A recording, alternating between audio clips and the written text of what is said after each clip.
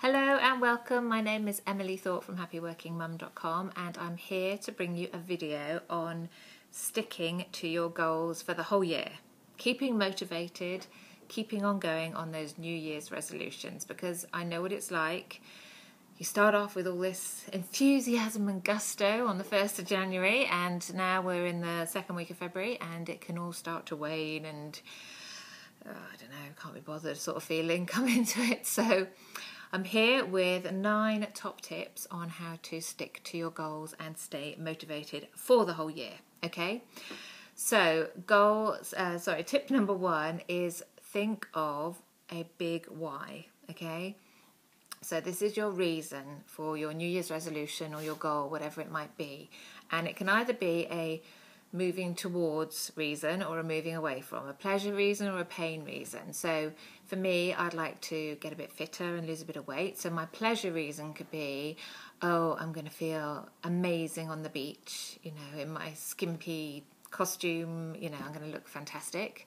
And my pain reason could be, if I don't lose the weight, I'm going to have this horrible muffin top over my jeans and I'm just going to feel flabby and I'm going to wobble when I run.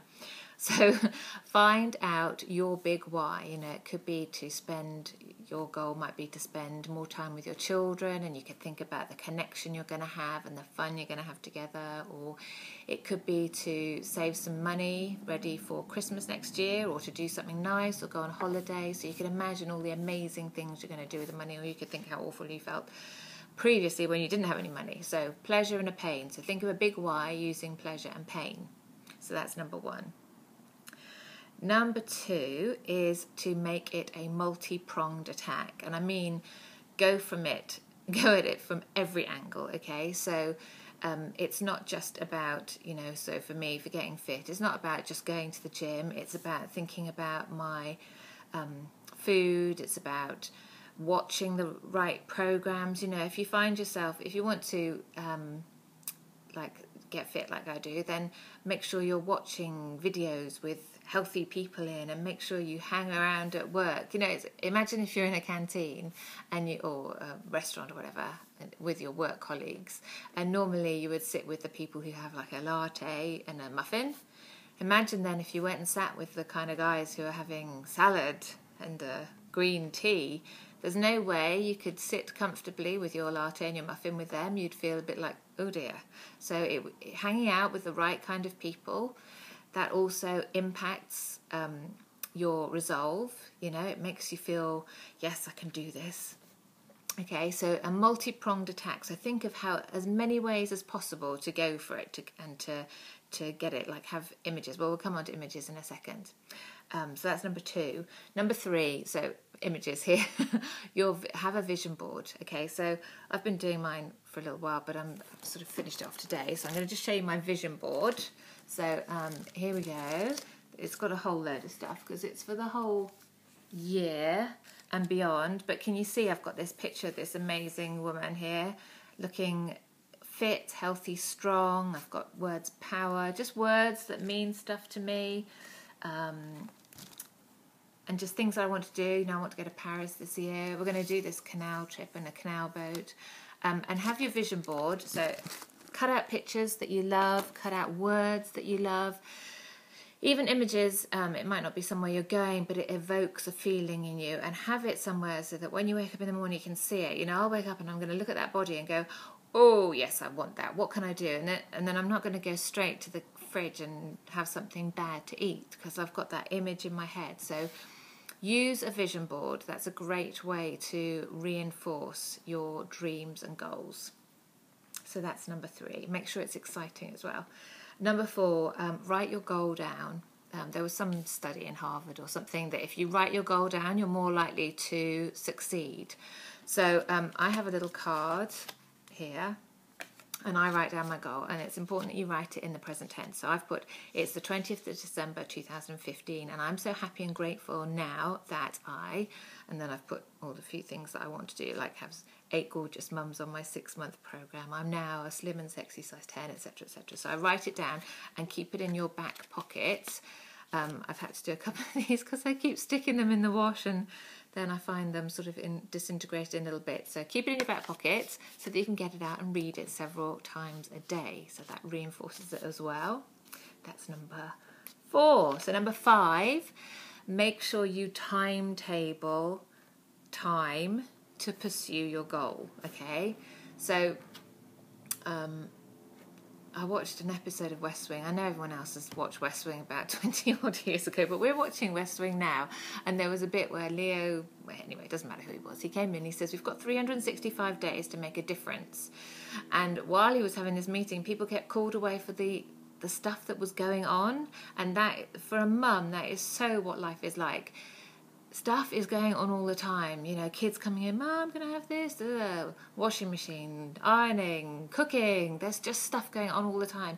And if you don't carve out the time for your goal, whatever it might be, then it is less likely to happen. So timetable it, stick it in your diary, block out half an hour of time every day or whatever you want to do, but timetable it, then it will happen.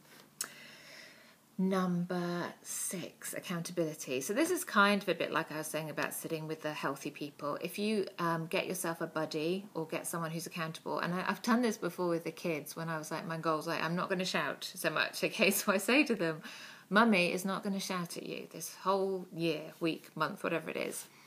And I say, you've got to keep an eye on me. And if I shout, you make sure you call me out. So they're pretty good at that.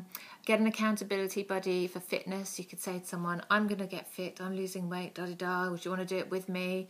Honestly, it's so much easier to exercise or to do things when there's somebody who's saying, yeah, I'll do it. And if you're having those moments, you're going, oh, I really can't be bothered. And they say, it's time. You're like, oh, okay. Accountability, you could have that for if you're wanting to save some money. You could say to someone, right, I'm going to have this account, I'm putting some money by, we're going to go on holiday with it, and every week I'll show you how much I've got in my account or something, you know, just someone to hold you accountable. So that's number 6. Number 7, I think I've already covered this, surround yourself with the right people. So yeah, watch the right programs. Don't hang around with people that bring you down and demotivate you and make you feel flat. Hang around with energizing people, you know, watch energizing programs, listen to energizing music, or, you know, keep your mood high and keep your spirits high and keep your drive high, you know, that'll keep you going. Number 8, I think I'm on now, measure your progress, okay? It's all very well to say, I want to lose some weight, but if you just say, stick to your healthy eating and you stick to your exercise program, in a week's time you go, I don't know, I might have lost some, I don't know how heavy I was before, I don't know how heavy I am now, so I don't know, feel maybe a little bit, you know, it's just too vague and woolly and rubbish really. You need to measure yourself however you do that. I mean, if it's weight, it's easy. If it's measuring your waist or your hips, or a bank account, or it could be, let me think, other goals. It could be spending time with someone. If you've got it in your diary, say, well, I used to see them only, you know, I used to see my best friend once a month, but now I'm seeing them once a week. So make some measurements so that you know you're on the right track and you know you're making progress. Okay? And number 9, seriously important, reward yourself. If you do what you've planned to do for a week, then give yourself a treat. Now, you know, make your treat appropriate.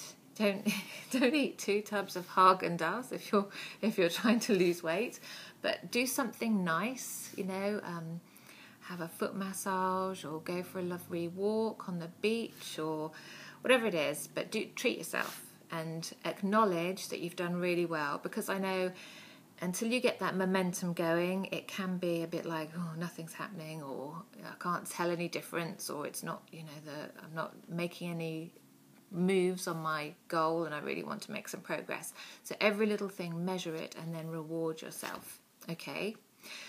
And yeah, I think that's it. So just really go over the 8 steps. I'll put them up on the screen so you can see them, but really stick with it.